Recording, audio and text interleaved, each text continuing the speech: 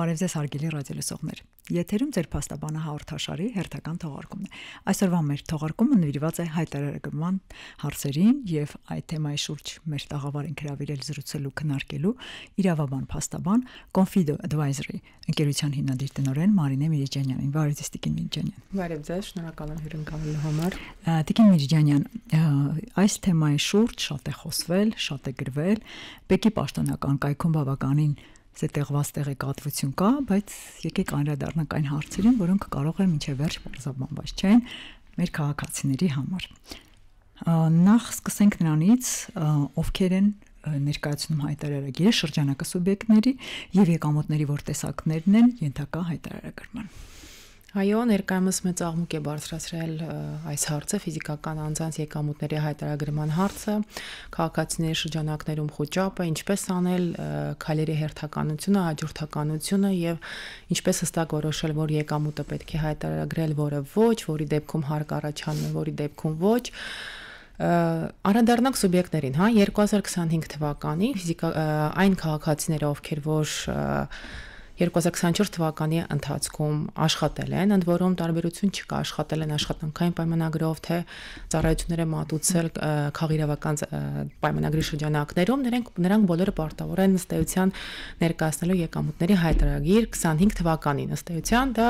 24 թվականի հաշվետու տարվա համար։ Այստեղ կարևոր մի հանգամանք է պետք շեշտել, որ խոսքը վերաբերում է ոչ միայն Հայաստանի Հանրապետության քաղաքացին, այլ Հայաստանի Հանրապետության քաղաքացին, որը որ Հայաստանի Հանրապետության ռեզիդենտ է։ Սա կարևոր հանգամանք է, ինչու, որովհետև մենք ունենք քաղաքացիներ, ովքեր որ պարզապես մեր երկրում չեն բնակվում, տարվա կտրվածքով եւ նրանց թիվը շատ է։ Պետք է ուրախացնեմ, որ իրենք ըստ էության չունեն այդ պարտականությունը հայտարարագիր ներկայացնելու, քանի որ հարկային օրենսգիրքը հստակ անդրադառնում է Հայաստանի Հանրապետության ռեզիդենտներին, ովքեր են ՀՀ ռեզիդենտները, այս մասով նշեմ հստակ սա կարևոր հանգամանք է, որովհետև մենք միշտ խոսում ենք ՀՀ ռեզիդենտ, ՀՀ քաղաքացիներ։ Ուրեմն Հայաստանի Հանրապետության ռեզիդենտ են համարում այն ֆիզիկական անձինք, ովքեր 183 եւ ավելի օր Հայաստանի Հանրապետությունում բնակվել են եւ կամ, եւ սա շատ կարևոր հանգամանք է, փակագծում վերցրած եւ կամ իրենց կենսական շահերի կենտրոնը գտնվում է Հայաստանի Հանրապետությունում։ Կենսական շահերի կենտրոնը ասելով նկատի ունենք օրինակ բնակարանը, տունը, մասնագիտական գործունեության վայրը եւ այլն, այս եւ այլնները կարևոր։ Եթե ունեն բնակարանը, այստեղ ինչպես դուք նշեցիք, անշարժ գործ եւ այլն, բայց մասնագիտական գործունեությունը այնուամենայնիվ եկամուտը ստանում են դրսում։ Այս դեպքում եւս չեն հայտարարագրվում։ Եթե իրենք բնակվում են Հայաստանում 183 օր եւ ավելի, ապա հայտարարագրում են։ Եթե նվազ, ապա սա գնահատողական կատեգորիա է ըստ էության, այսինքն մեկ պարզապես բնակարան ունենալը, որը դու վարձակալությամբ չես տալիս այստեղ, հնարավոր է եւ հարկային մարմինը չդիտի քեզ որպես այդ սուբյեկտ, սա ըստ էության այդպես հստակ կարգավորված չի եւ այնտեղ գրված է եւ այլն։ Ես միշտ որպես իրավաբան դրա վրա շեշտադրում եմ կատարում, այնպես հստակ կարգավորում չունի ըստ էության։ Բարի, շարունակելով Հայաստան արտերկիր հայտարարագրման ֆորմատում, այստեղ փորձենք հետեւյալը հասկանալ։ Իսկ արտերկրում այսպես գումարներ ստացող եկամուտ կլինի կամ փոխանցումներ կլինի, եթե նրանք տարիների գալիս են մի քանի անգամ Հայաստան։ Այսինքն այստեղ կարգավորումները նույնն է, լիգնահատման կատեգորիայի մեջ են, թե կան որոշակի առանձնահատկություններ, որը իլերում կասեք նախորդ հարցի այսպես տրամաբանական շարունակություն։ Խոսքը վերաբերում է աշխատավարձ ստանալուն, այսինքն աշխատավարձ եւ եկամուտներ։ Եվ եկամուտներ, այո, եթե Հայաստանի Հանրապետության քաղաքացին, իսկ մեզ մոտ շատ քաղաքացիներ այսօր ըստ էության ապրելով Հայաստանի Հանրապետությունում աշխատում են արտերկրում գտնվող ընկերություններում եւ այդ եկամուտը իրենց աշխատավարձը ստանում են արտերկրից, նրանք նույնպես պարտավոր են ներկայացնելու հայտարարագիր։ Այստեղ կարևոր հանգամանք կա տոկոսադրույքի հետ կապված, այսինքն եթե տվյալ երկրում որտեղից եկամուտը ստանում են պահող տոկոսադրույքը 20% է, այսինքն եկամուտային հարկի չափը, որը որ այնտեղի գործատուն իրենցից պահում է 20% եւ ավելի է, ապա այստեղ պարզապես պետք է հայտարարագրում ներկայացնել այդ եկամուտը, սակայն հարկային պարտավորություն լրացուցիչ ըստ էության չի առաջանալու, սակայն եթե այնտեղ հարկվում է 20%-ից ավելի նվազ, պայմանական 18%, իսկ մեր երկրում 20% է եկամտային հարկ, ապա տարբերության մասով 2%-ի մասով հարկային պարտավորություն է առաջանում մեր երկրում արդեն։ Շատ բարի։ Եթե անդրադառնում ենք բանկ փոխհարաբերությունների, ֆինանս եւ բանկ փոխհարաբերություններին հայտարարման համատեքստում, ապա խնդրում եմ մասնավորեցրեք այստեղ ինչ հայտարարման ենթակա գումար կա, հա, վարկերի հետ կապված, ավանդների հետ կապված։ Այստեղ ըստ էության շատ ասելիք կա, որովհետև փորձենք հերթով կետերով անդրադառնալ, հա, քաղաքացիների կողմից այսպես հնչած բազմաթիվ հարցերից ասեմ, նախ տարածված է։ Այո, տարածված, որ հաճախ զանգարում այսպես հարցնում են, մեր հաշիվների միջև փոխանցումները կամ կանխիկ մուտքերը մեր հաշիվներին ըստ էության մենք իրավունք ունենք չհայտարարագրելու, այսինքն կարող ենք հանգիստ չհայտարարագրել։ Ամենատարածված հարցերից մեկը, երբ որ ընտանիքի անդամներով իրար գումարներ ենք փոխանցում կամ այսպես ասած, ասում ռեստորանում հաշիվ ենք փակում այդ գումարները ինչպես հավաքենք դնենք տեղը, այս մասով էլ ասեմ, ուրեմն պետ եկամուտների կոմիտեի նախարարի հրաման դուրս եկավ վերջերս ասել եմ անցյալ տարի էր, որ սկսեցին խոսել 300,000 դրամի շեմի մասին։ Սա կարևոր հանգամանք է, ուղղակի ստեղ կա հստակ կարգավորում, այսինքն 300,000 դրամը դա վերաբերվում է անհատույց, նվիրատվությամբ, փոխհարությամբ կամ գույքի օտարումից միանվագ ստացված չհարկվող եկամուտների։ Հաճախ քաղաքացիները շփոթում են, այսինքն մտածում են դա աշխատավարձ կամ ծառայության դիմաց վարձատրություն, որը որ չի գերազանցում 300,000 իրավունք ունեն չհայտարարագրելու, դա այդպես չէ։ Խոսքը վերաբերում է հենց չհարկվող եկամուտներին իմ նշված գործարքների շրջանակներում։ Եթե 300,000-ը գերազանցում են, մենք պարտավոր ենք հայտարարագրում ներկայացնելու։ Եթե չի գերազանցում, իրավունք ունենք այդ գործարքների շրջանակներում ստացված չհարկվող եկամուտները չներառելու անգամ մեր հայտարարագրերի մեջ։ Բանկերի հետ կապված վարկերի մասով ասեմ, որ համավար կառուների մասով, համավար կառուները ըստ էության վարկի ստացված գումարի մասով իրենց հայտարարագրում ներկայացնելու պարտականություն չունեն, պետք է ներկայացնի հիմնական վար կառուն, եթե տարվա կտրվածքով մի քանի վարկեր ենք ստացել, պետք է հանրագումարի տեսքով ներկայացնել, այսինքն օրինակ 4 հատ 200,000 դրամանոց վարկ, պետք է մեկ թվով համապատասխան բաժնում ներառել։ Եվ այստեղ պետք է հիշել պարզապես ներառել։ Այնտեղ հարկային պարտականություն մեզ համար չի առաջանում։ Կա չկարգավորված հարց, որ ընդ որում պետեկամուտների կոմիտեն էլ չի կարողանում այս բան հստակ պատասխանել, բանկերը տարբեր դիրքորոշում ունեն, իմ հաշվապահ-գործընկերները լրիվ այլ դիրքորոշում ունեն։ Դա վերաբերում է վարկային գծերին, այսինքն overdraft-ներին, որոնք դուք գիտեք, հա, օրինակ ունես 400,000 դրամի overdraft, վարկային գիծ, որը անդադ կարող ես օգտագործել եւ համալրվում է այդ գումարը։ Հիմա պետեկամուտների կոմիտեն ասում է օրինակ դիմեք բանկին։ Բանկի երկու բանկերի հետ արդեն ունեցել այս թեմայով խոսելու, բանկերն ասում են, որ ձեզ տրամադրած այդ գումարի չափը ըստ էության պետք է ներառեք մեկ անգամ 400,000-ը։ Ինչքան հետո կհամալրվի, այո, բայց օրինակ իմ հաշվապահը, գործընկերը, այսպես ասած, ինքը ասում է, այստեղ հաշվեգրման մեթոդն է գործում եւ ըստ էության դու հենց ծախսի հիման վրա է հաշվեգրման մեթոդը գործում։ Այսինքն դու հենց դա հենց հաշվապահության իրենց նորմերով է կարգավորված, այսինքն հենց որ դու գումարը օգտագործեցիր, դա արդեն նոր քեզ համար ստացվեց եկամուտ, այնքան ժամանակ, որքան ժամանակ այդ գումարը պարզապես քո վարկային գծի վրա ինքը կա, ինքը դեռ քեզ համար եկամուտ չի։ Այդ դեպքում ստացվում է տարվա կտրվածքով դու 400,000 դրամանց վարկային գիծը որքան որ շրջանառել ես, դա կարող է մի քանի միլիոնի հասել, պետք է ամբողջ տարի հաշվառես, որը պրակտիկորեն բավականին բարդ է եւ սխալվելու հավանականությունը շատ հեշտ եւ պետք է այդ թիվը արդեն ներառես քեզ մոտ։ Թեպետ այնտեղ էլի պարտավորություն հարկ վճարելու մասով չի անդրադառնում, սակայն դրացնելու գումարը հստակ նշելու մասով այդ պարտականությունը մենք ունենք։ Տիկին Միրջանյան, իսկ ավանդի տոկոսների եկամուտների հետ կապված այստեղ հայտարարագրում են թե ոչ։ Դրանք մեզ համար ըստ էության հարկող եկամուտներ են, սակայն պետք է ուրախացնեմ, որ բանկերը իրենք այդ տոկոսները արդեն իսկ ըստ էության հարկում են, այո, եւ մեզ մաքուր գումարն են փոխանցում, պարզապես մենք քաղաքացիներս պետք է մեր հայտարարագրի ճիշտ բաժնում դա ներառել, այսինքն հարկող եկամուտների եւ հարկը այնտեղ մեզնից որ պահվել է։ Բանկերի հետ կապված մի կարևոր բան էլ ես կցանկանայի նշել, ես նկատել եմ մի շարք բանկերի հավելվածներում, ուրեմն կա քո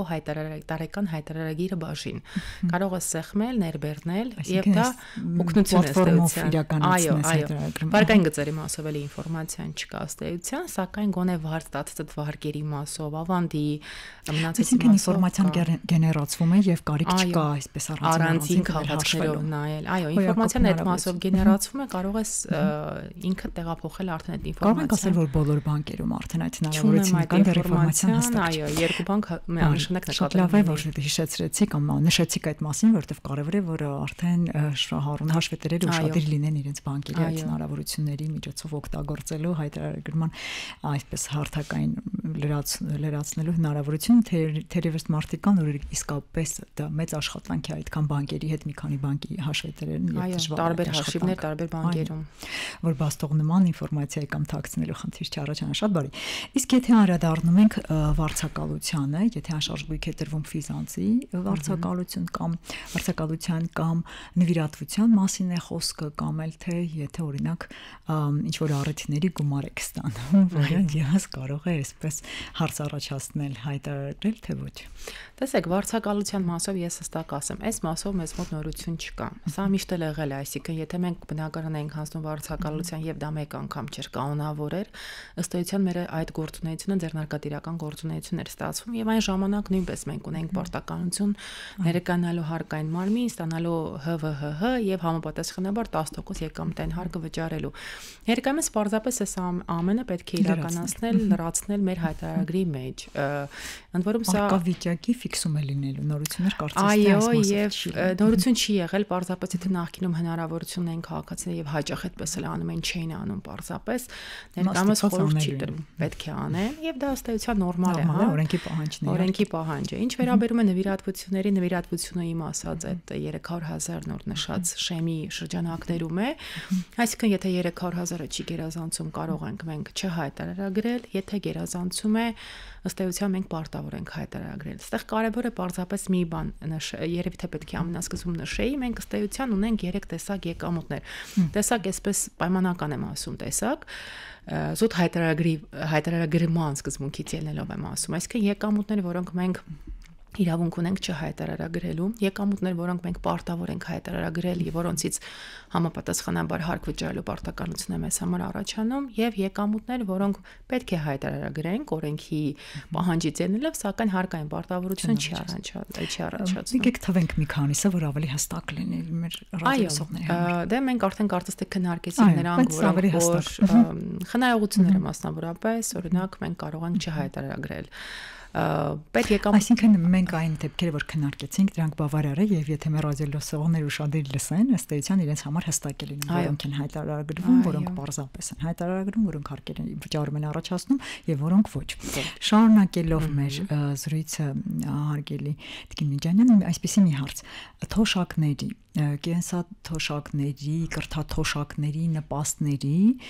ինչպես նաև գործողման հետ կապված շատ ժամանակ այդ փոխհատուցումների ծախսերը դրանք ենթակային հայտարարագրման թե ոչ։ Տեսեք, կենսաթոշակների, թոշակների, ինչպես նաև ալիմենտների հետ կապված այդ բոլոր եկամուտները, այսպես ասած, դրանք դիտվում են որպես եկամուտ եւ մենք պարտավոր ենք հայտարարագրել։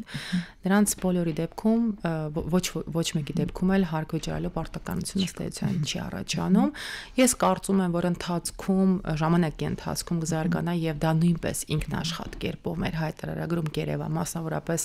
քաղաքացու ստացած թոշակը ինչպես ներկայումս երևում է օրինակ աշխատավարձը, հա, վճարած հարկերը, հիպոթեքի գումարը եւ այլն։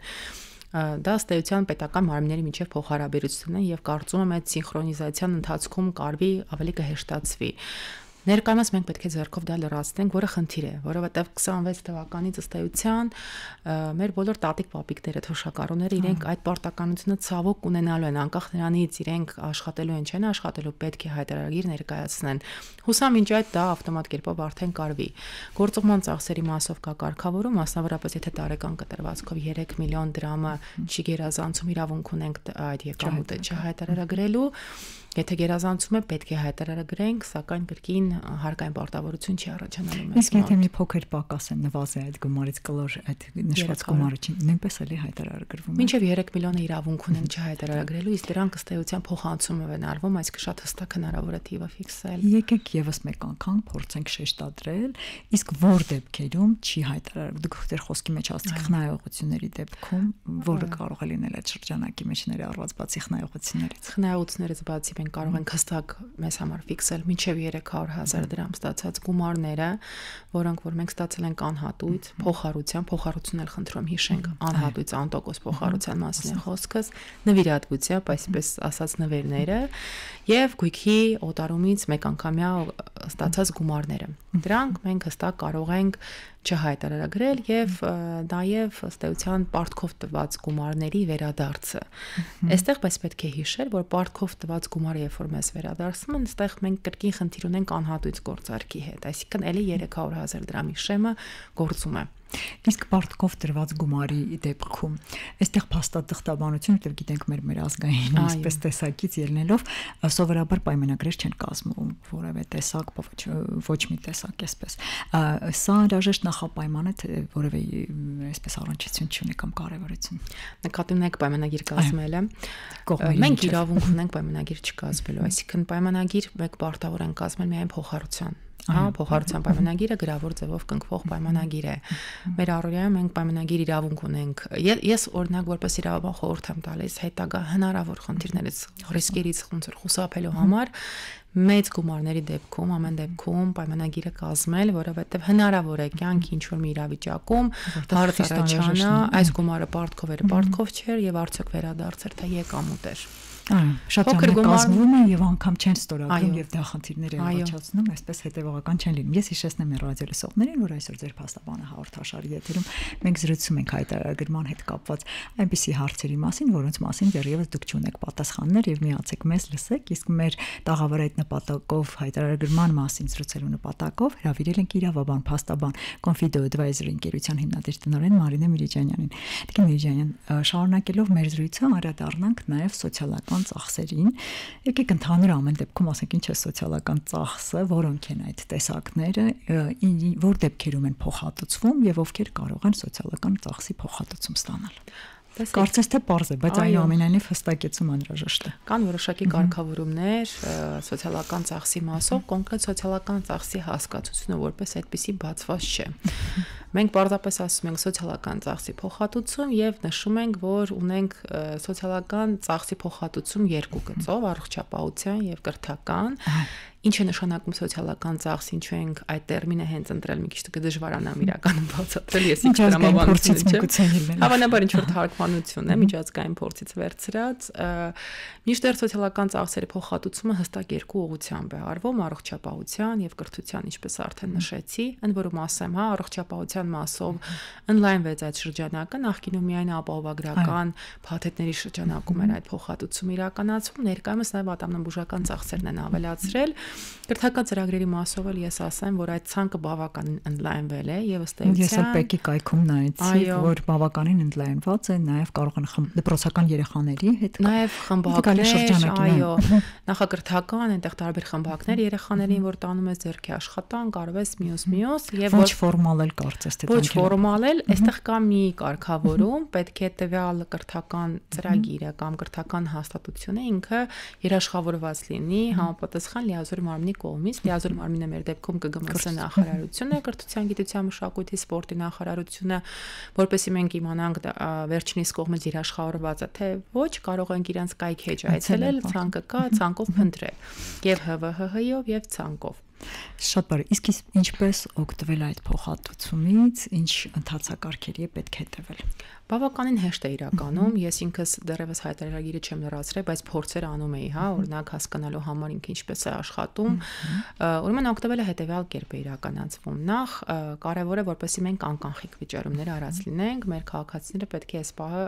իրենց համար ֆիքսեն, կանխիկ չպետք է լինի, պետք է անկանխիկ լինի։ Ուրեմն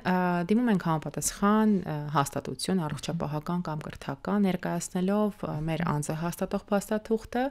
եւ այն անձի, եթե մենք չենք ընտանիքի անդամներ, նույնպես անձը հաստատող փաստաթուղթը, հանրային ծառայությունների համարանիշը, մերը նույնպես,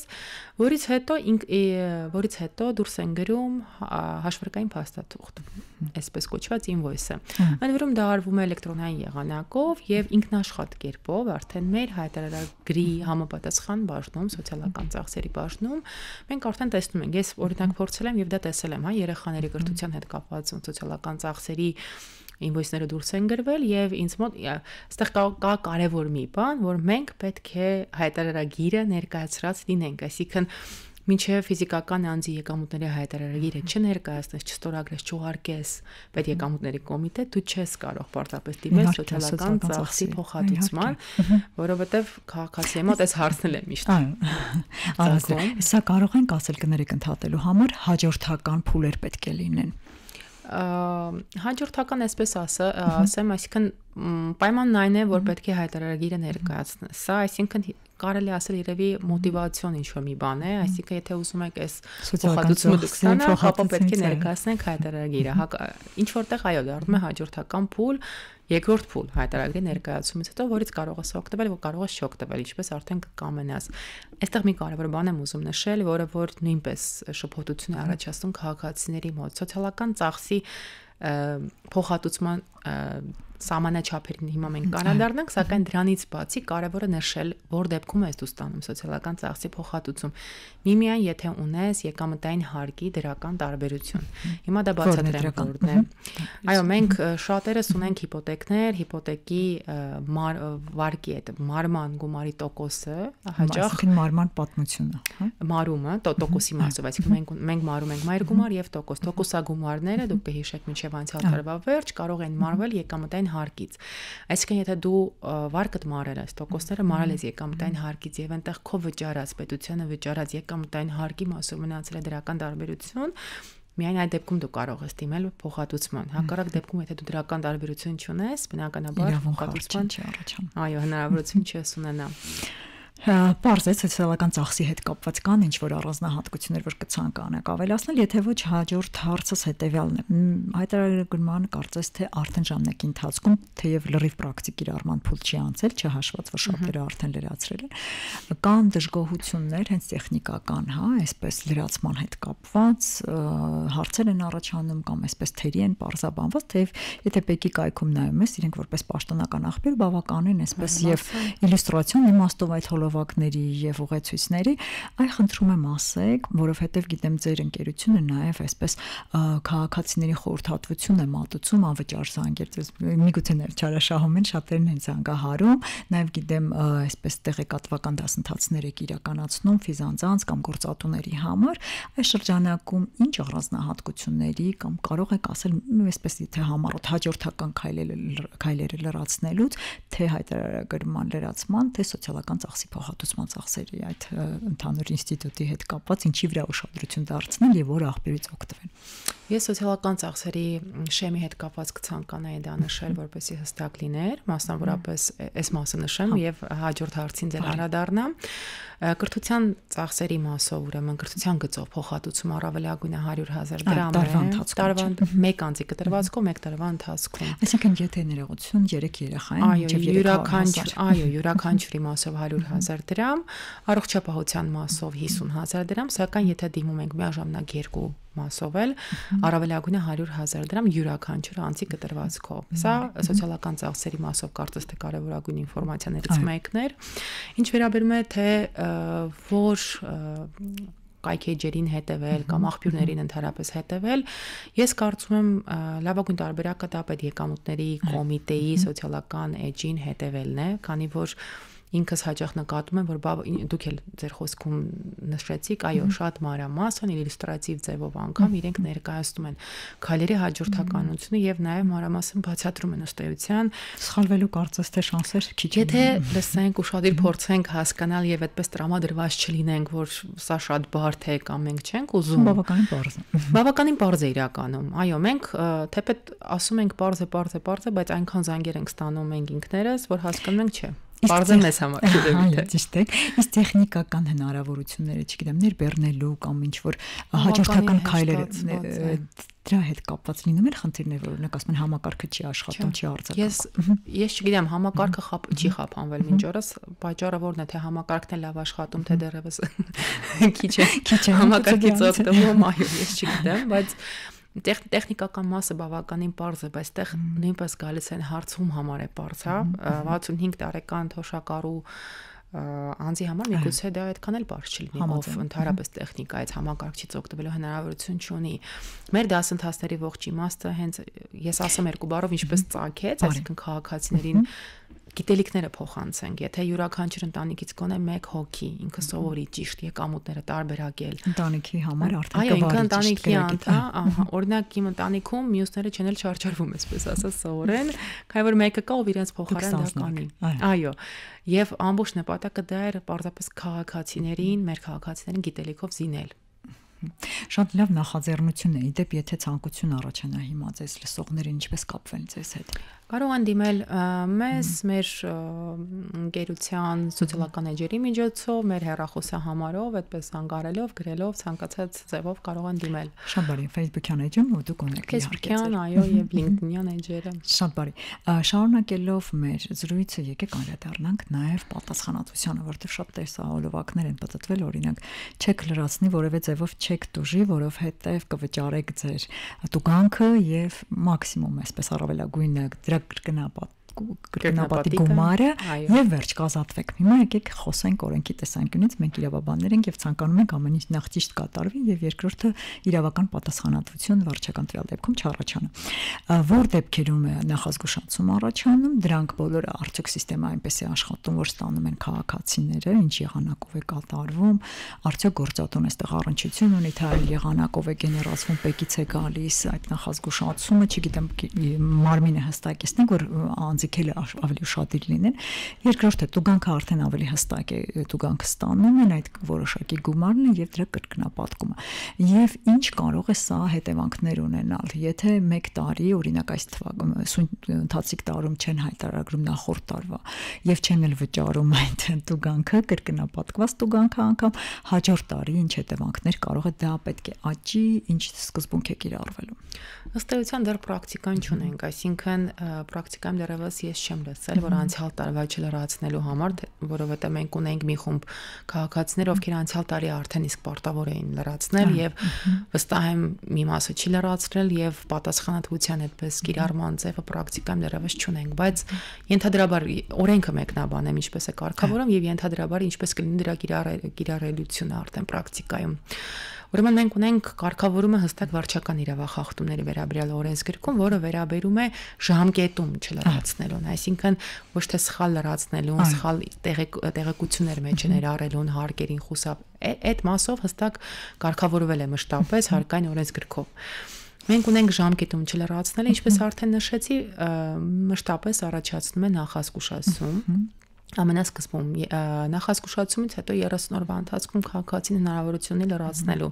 որից հետո եթե ինքը չի լրացնում, տուգանք է կիրառվում, տուգանքը 5000 դրամ կամ 50000 դրամ, կախված թե որ հիմքով է ինքը հայտարարատու հանդիսանում, սա էլ է կարևոր հանգամանք։ Դրանից հետո կրկին եթե չի լրացնում, հայտարարագիրը չի ներկայացնում, ապա տուգանքը կրկնապատկվում է։ Այս պահի դրությամբ մեր պատասխանատվության կարգավորումը հետևյալն է, այսինքն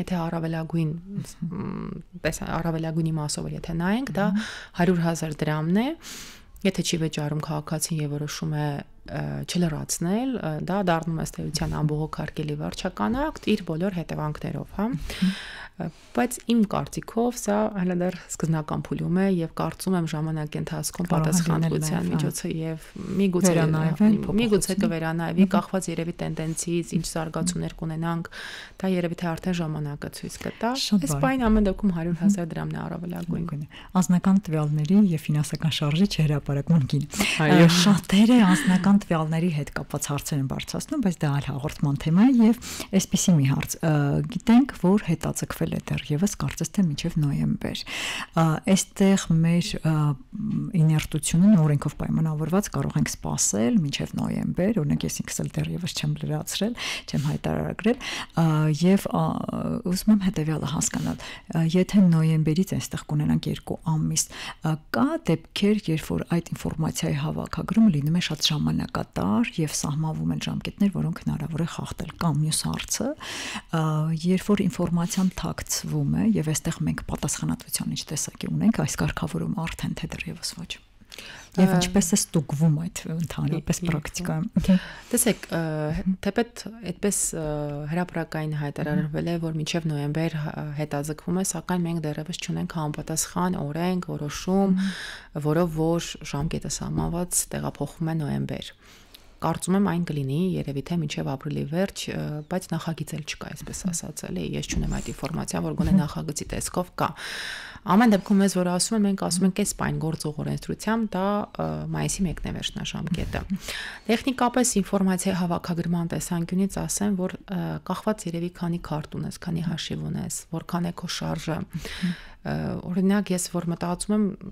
թեկուս իմ հետ կապված է, նայում եմ բավականին շատ են ըստ էության, միգուցե շարժը մեծ չէ, բայց քարտերիդ քանակը կարող է շատ լինի տարբեր նպատակներով, զուտ պետք է ժամանակը տրամադրես եւ փորձես նստես, բայց որևէ մեկից, այո, այդ ինֆորմացիան կախված չի ըստ էության, դու էլեկտրոնային եղանակով կարող ես այդ ամբողջ քաղվածքներով դու դա տեսնել։